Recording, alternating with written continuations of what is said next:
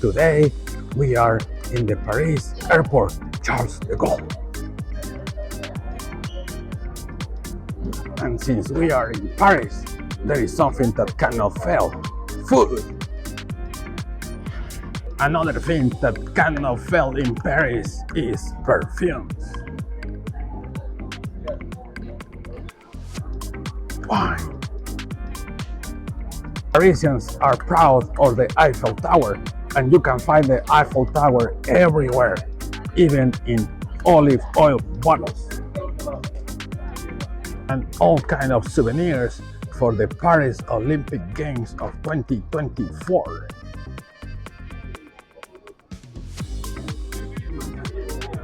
And I am going to get this pin for Mr. G's collection.